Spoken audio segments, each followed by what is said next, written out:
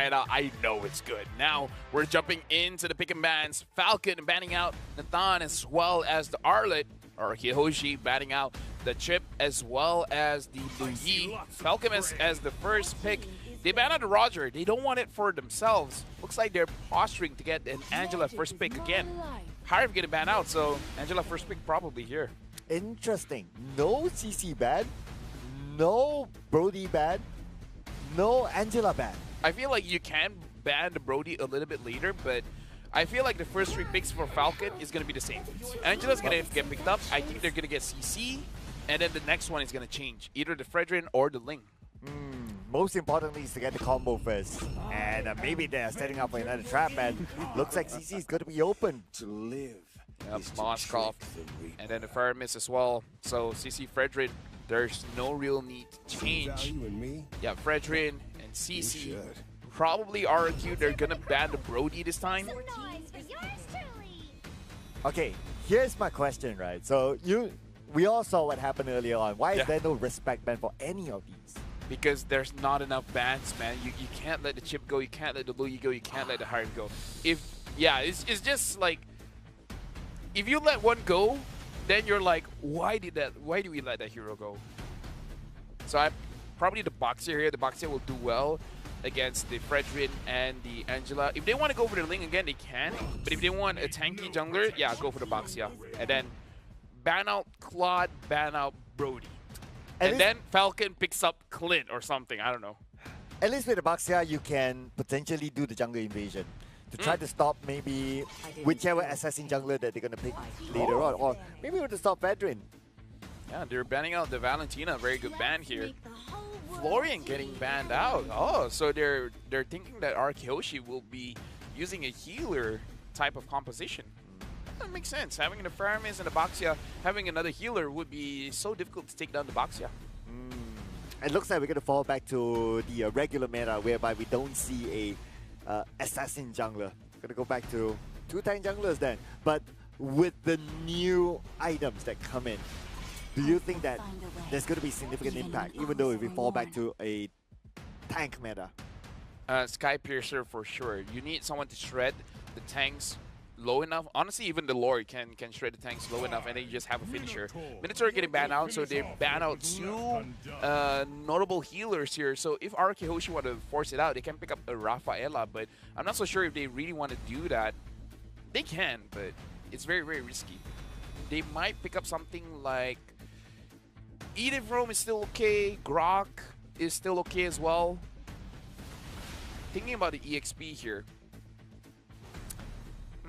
I'm also thinking along the lines of like the Brody is still open, but maybe that's why they pick up the Faramis. Yeah. So hopefully with the nether round to save their teammates away from the torn apart memory. Real Falcon, they can pick up a Novaria here. Roamer, thinking about Grok, Edith, Rafaela if they want a healer for their side. Okay, they're gonna pick up the Grok. So Brody is still up. Claude is up if they want to match attack speed for attack speed. Come on, Dexter. It's our show. Okay, to pick up the Claude. And then their mid laner here. I'm the priestess of primal Oh, Edith. Oh, so I guess it's gonna be Angela mid and Edith Rome. Right. Be reporting for duty. So it looks like we're going to see that, and we're going to see the Xbox here being picked up as well. The Xbox is a very big pick here. It's very good against Falcon. In what situation would be the best for Xbox?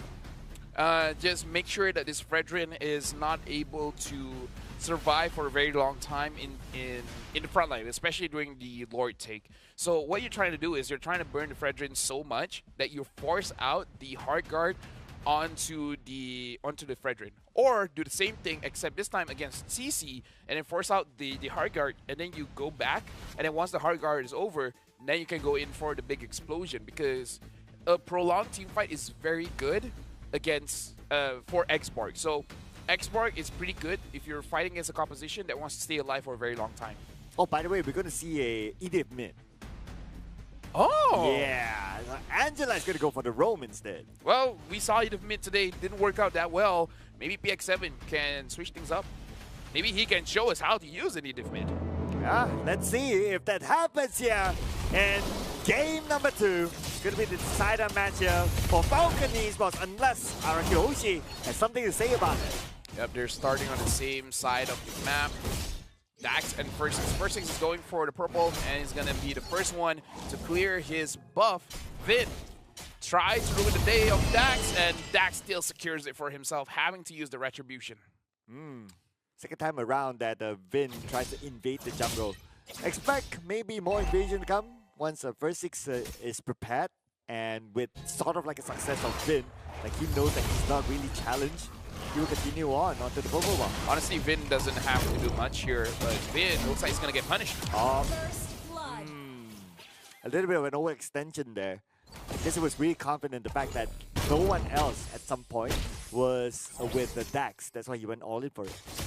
So what Vin was doing was very good. He doesn't have to go into that deep because he just has to show his face in order to get the buffs a little bit tankier. So he went in way too deep for me. Skylar now going up against Kid X, having to use the Purify very early. Yep, still level 2, level 3. If it was level 4, then Skylar would be gone with the Blazing Duet. But yeah, it is what it is. Anyway, Vin's making the rotation, and Kid X recalled just in time. Yeah, Benny is not too worried going up against Vin as well as Kyler, even though he saw First Six there. He understands having the damage reduction inside of his own turret will keep him relatively safe. At this point, you have to start winning your EXP matchup, and that's what HOSHI is doing. They want to get this turtle. Just as you mentioned, the turtle is currently up, and FALCON is going to start the turtle, but First Six is there. He's going to start the engagement. Vin's going to come in from the other side. Vin comes in. Kid X, take it out. Vin secures the turtle. Steals it away from the hands of FALCON Esports. And not only the turtle, but Royal Milk as well went down. Yeah, FALCON did not respect what HOSHI had there. HOSHI, they already won the EXP trade, so they really shouldn't have forced the fight there. And having First Six as well, this is the ability of Abaxia, is that he has the life bin effect on his passive. So he can lower down your recovery and your shield generation, so the Angela isn't going to be able to have maximum impact. Vin, three-man wall charge was huge. Secured the turtle, and more importantly, dealt a lot of crowd control and damage. But still only the turtle though, so when it comes to goal difference, yeah, 1,007, cool. Then again, one good team fight could probably swing the goal back onto FALCON Esports. But HOSHI, they are not going to let that happen. They want to try to find a advantage space at the bottom. Kid X will be chased on. And now Benny is alone underneath the turret, but the focus on the Kid X right now. All in on the Kid X with First Six. During that kill, Dax arrived, but not much he can do about the situation. Yeah, very good engage coming in from Vin, showcasing why the Grok is still an amazing pick into the roam position, because once you see an opportunity, you can start up an amazing engage with a lot of damage. So HOSHI, 2,000 up in 3 minutes.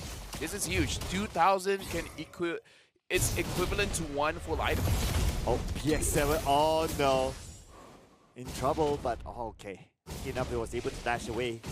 So everybody resets, but we can see the map control that HOSHI is starting to have. Oh yeah, it's a lot. So this is a big difference where First Six this time is using a jungler that doesn't have to focus on the farm. He can actually focus on going for those objectives. So this box is a very big pickup for them. Understanding that picking up Ling would be a problem, it will be falling into the trap of FALCON. So this time they don't fall into the trap, they just pick up Abaxia and have a normal game. Here we go, the turtle. But keep an eye on the Royal Milk, getting coming from the mid. He's gonna go in from behind. Royal Milk putting a lot of pressure on the First Six. But First Six is going to be the one to get a mega kill, and he is going to be the one as well to secure the turtle. Royal Milk, as much as he wanted to zone on First Six, but it did not happen. That's the showcase of what I mean by Dawn using the X-Borg is good against the Fredrin, because you deal a lot of damage onto the Fredrin, you force the hard guard to go inside the Fredrin, and then you start to punish that, especially when you have the Boxer, you have the life being effect onto that Fredrin, so he doesn't heal as much, and the shield isn't going to be as big, and then you just wait it out, and then after that you get a free kill. And Vin looking for more free kills at the bottom. Oh, First Six will open up against Kid X. Look at the amount of damage! from a tank just for Skyler to follow up later on. Watch that's really called upon. And now Dax, where is he gonna go? Dax is taking a lot of damage. Vin taking a good amount of damage as well. The blazing duet comes in between all of them. And PX7 is gonna make sure that Vin will not go home alive. The hard guard from PX7. Woo! That was so close. That was very close, as a matter of fact. And first is now 4-0-3. A massive difference from the first game in the series. Now he has the Guardian helmet, so he is able to survive for a very, very long time to the fight. Honestly, Baxia is one of the tank junglers that I feel has been doing very well after the patch update. I mean, he doesn't do anything different. It's just, I don't know, maybe he's always been this good. It's just that people haven't been picking it up. Yeah, allowing teams to go back to basic. Get a Baxia, run down your opponent, make sure you have the jungle invasion, make sure you have the map control advantage, and that's exactly what he's doing. Oh, and he's Benny. alone. Okay. Better mirror image away to safety. Again, going up against Finn is very, very scary. Oh. They're going to get boxed in. Oh, straight onto the backline. Kidax is the one that's in trouble right now with Skylar. But the showing off Kidax. Great targeting by First6. First6 goes for KidX every single time. They understand that this Angela is the Angela is the glue that keeps this draft together. The moment the Angela is taken down, the rest of the team falls apart. Oh, but something could fall apart at the bottom. Hard guard onto Dax, and this is Dax together with Hard guard. But then again, he's really low himself as well. Blazing duet will be used by Benny just to get away. And there's nothing much that FALCON Esports could do at the bottom. Looks like this is the counter. You can't let the Angela go. Just pick up the Baxia. The Baxia is going to be more than enough to deal with the amount of shield and heal coming in from a draft that relies heavily on the Angela. Look at Kidax here again, taking a lot of damage. Lucky enough for him that Benny is there.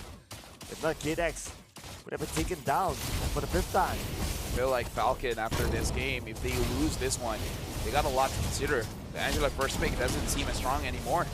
Oh, but Dax still pretty strong. Still holding it onto the side. First6 targeted onto him, but that's not the target that they want instead. What they want is the purple buff for the side of FALCON Esports. HOSHI, 7,000 gold lead. This is a massive gold lead, basically 1,000 gold per minute. And this translates to roughly about 1 item for each member of the team.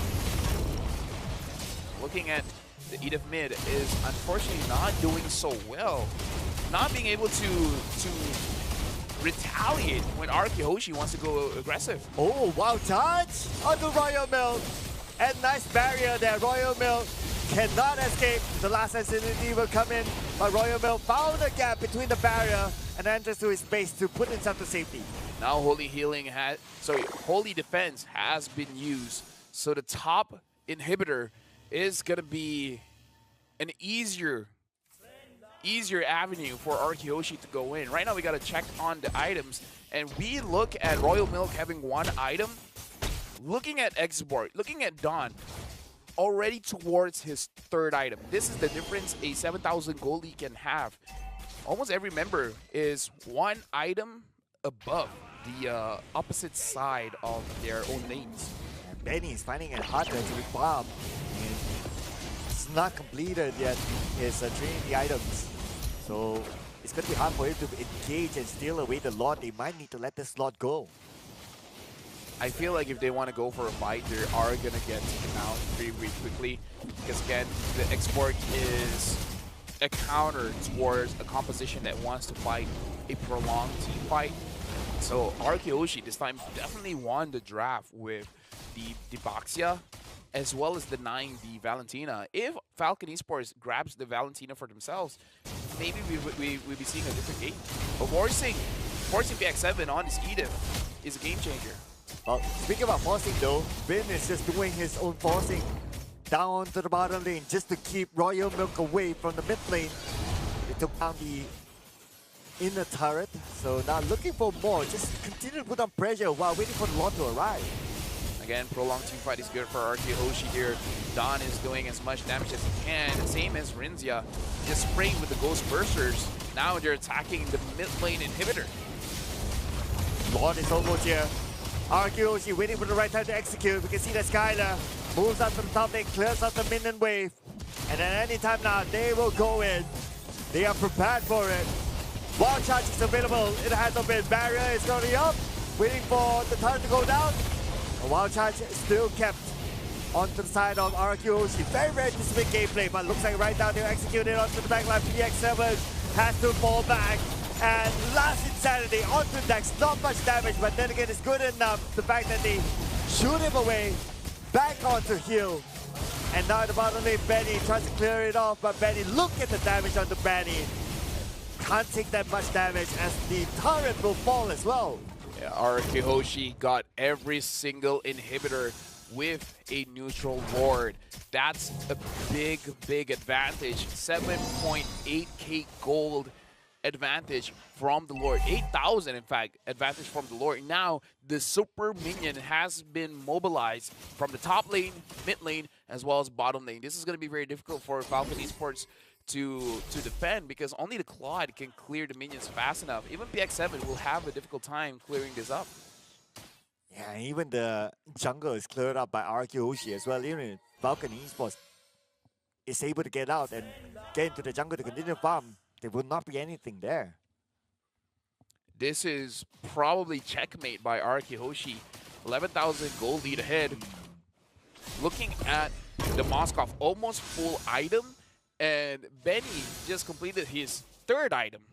That's a very big difference if you're 3 items in and your other gold laner, your opposing gold laner, is almost full item. 3,000 gold difference for the gold laners. Yeah, and as an entire squad, it's like 11.5k gold difference, but looks like they're still going to go in for it. And here we go. Straight onto the back. Rintia takes out PX7.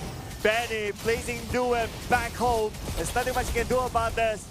It's not about the damage, but he is not tanking enough. Royal Milk could be in trouble at this moment, but he heals up. And this is going to be game for RQ HOSHI as they will bring us to game number 3. RQ HOSHI refuses to fall in the same trap again.